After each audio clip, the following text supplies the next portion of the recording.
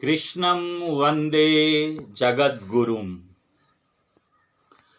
यज्ञदानतपः कर्म न त्याज्यं कार्यमेव तत् यज्ञोदानं तपश्चैव पावनानि मनीषिणाम्। इस श्लोक के माध्यम से आज हम कौन सा कर्म मनुष्य के करने के लिए सर्वश्रेष्ठ होता है, इस बात को जानेंगे तथा बहुत सारे शब्द जो पहले किसी और अर्थ में प्रयुक्त होता था और आज हम उसको किसी और अर्थ में जानते हैं, तो इसलिए यज्ञ, दान और तप, इन तीनों शब्दों के वास्तविक अर्थ को भी जानेंगे। महान श्लोक है। तो श्री कृष्ण जी कह रहे हैं, यज्ञ दान तपः कर्म न त्याज्यम कार्यमेव यत्। मनुष्य को चाहिए कि यज्ञ, दान और तप, इन तीन कर्मों का कभी भी त्याग ना करें, क्योंकि यज्ञ, दान और तप कर्म ही मनुष्य को पवित्र करने वाले होते हैं। अब प्रश्न उठता है कि यज्ञ किसे कहते हैं। आमतौर पर आजकल के प्रचलन में लोग वाग जो हवन इत्यादि करते हैं, यज्ञ उसका नाम है। लेकिन यज्ञ शब्द का अर्थ होता है संसार के जितने कर्तव्य कर्म हैं, जिन कर्तव्य कर्मों में जो कर रहा है उसको भी फायदा हो और जिसके साथ किया जा रहा है उसको भी फायदा हो, इन कर्तव्य कर्मों का नाम यज्ञ है। तात्पर्य यह है कि शिक्षक पढ़ाते हैं, छात्र पढ़ते हैं, छात्र छात्राएं पढ़ते हैं, शिक्षक शिक्षिकाएं पढ़ाते हैं और छात्र छात्राएं पढ़ते हैं। दोनों को फायदा है, शिक्षक शिक्षिकाओं को भी फायदा है, छात्र छात्राओं को भी फायदा है। तो यह यज्ञ है। डॉक्टर्स, चिकित्सक चिकित्सा करते हैं, मरीज ठीक होते हैं, दोनों को फायदा है। इस तरह से इंजीनियर हुए, न्यायाधीश हुए, आदि आदि, किसान हुए, व्यापारी हुए, दुकानदार हुए, जितने भी कर्तव्य कर्म है, प्रोफेशंस हैं, उन सारे कर्तव्य कर्मों का नाम यज्ञ है। तो ऐसा जब हम कर्तव्य कर्म करते हैं और कर्तव्य कर्म करके जीवन जीते हैं, उन कर्तव्य कर्मों को मनुष्य को चाहिए कि अवश्य ही करे। बस उसमें से एक दो चीज हमें हटा करके रखना होता है, भ्रष्टाचार और भाई भतीजावाद।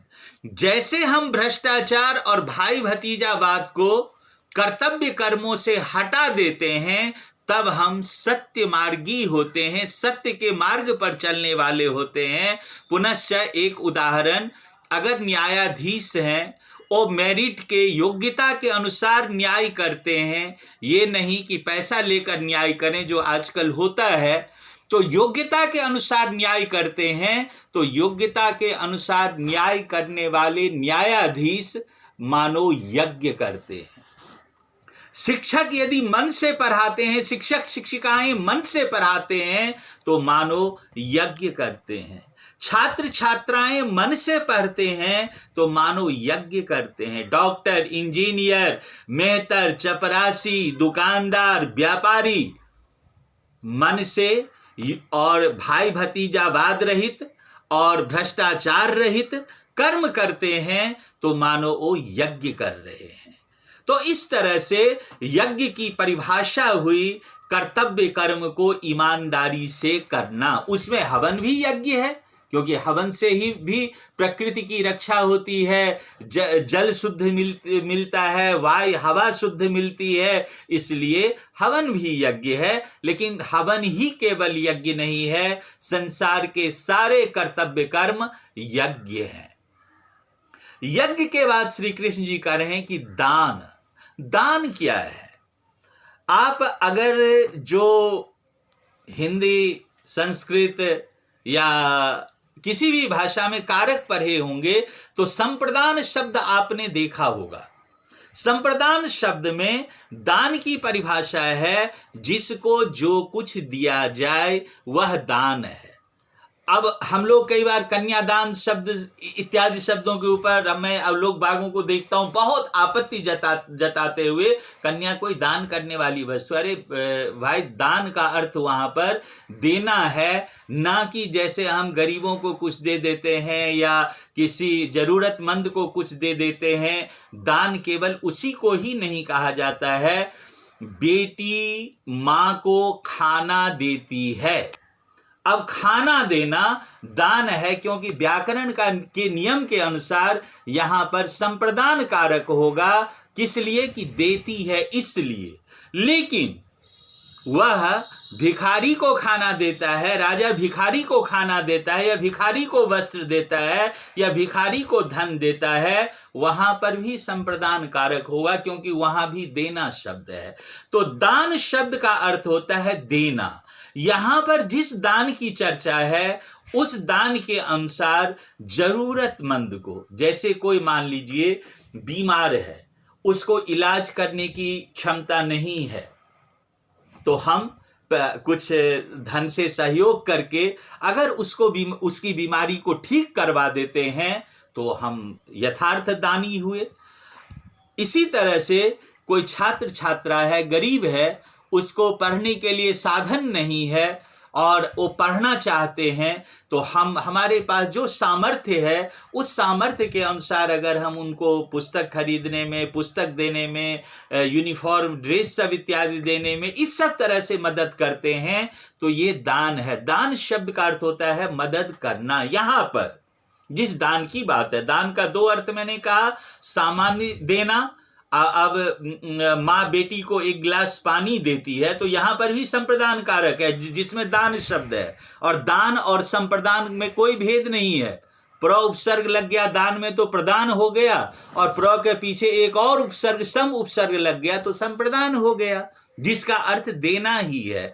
लेकिन दो तरह के दान की बात मैंने की। एक तो देना शब्द के लिए जो सामान्य अर्थ है, मैं अपने बच्चे को पुस्तक देता हूं, तो यहां पर भी संप्रदान कारक है। भले ही कर्म कारक की चिन्ह को हमें दिखाई देता है, लेकिन है संप्रदान कारक।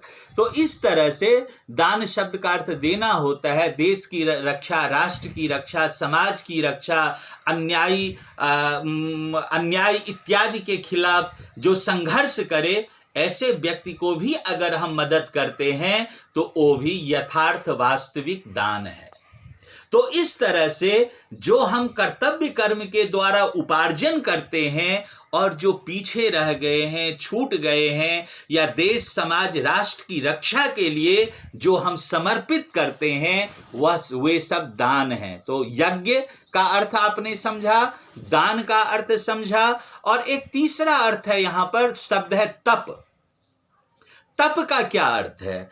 तप का अर्थ है, आजकल हम लोग इस रूप में लेते हैं कि कोई बाबा जंगल में बैठ करके धुनी रमाए हुए हैं, इधर उधर नहीं घूमते हैं तो तप कर रहे हैं। तप शब्द का यह अर्थ नहीं है। तप का अर्थ है कठिन परिश्रम से भी पीछे नहीं हटना। जैसे सफलता के लिए कोई 10वीं की छात्र छात्राएं हैं, 12वीं की छात्र छात्राएं हैं, IAS IPS डॉक्टर नीट इत्यादि की तैयारी कर रहे हैं, और वो जो दिन रात परिश्रम करते हैं अपने आप को चारों तरफ से समेट करके, इसका नाम तप है। एक किसान जो खेत में खेती करता है, पसीने से तरबतर हो रहा होता है, ठंड से थर-थर कांप रहा होता है, या बारिश में भीग करके उसके चेहरे सिकुड़ने की तरह हो जाते हैं, ऐसा जो मेहनत करके किसान अन्न को उपजाता है, उस उपजाने का नाम तप है। डॉक्टर दिन रात मेहनत करके कठिन परिश्रम के द्वारा ऑपरेशन करके किसी का उपचार करके उसको ठीक करे, तो वह भी तप है।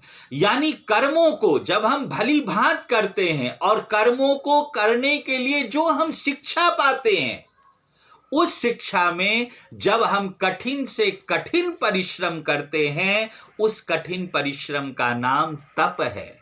तो किसी भी कर्म में अपने, अगर मुझे एक वैज्ञानिक बनना है तो हमें क्या करना पड़ेगा?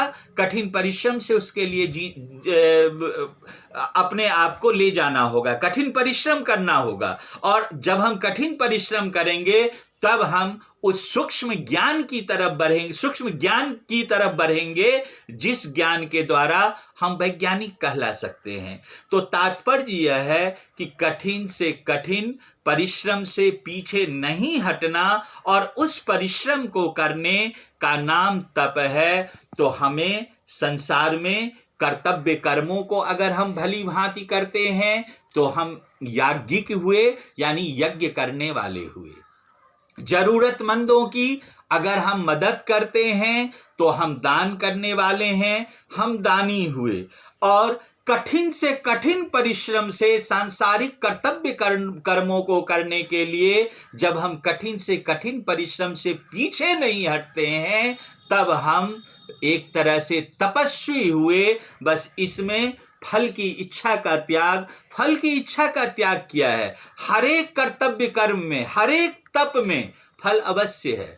छात्र छात्राएं अगर यह समझ करके पढ़ाई करेंगे कि हमें पुस्तक से ज्ञान को प्राप्त करना है, इसलिए पढ़ाई करेंगे, बहुत अच्छा अंक लाएंगे। लेकिन यह समझ करके पढ़ाई करेंगे, बहुत अच्छे अंक आए इसलिए मैं पढ़ाई करता हूं, तो क्या होगा?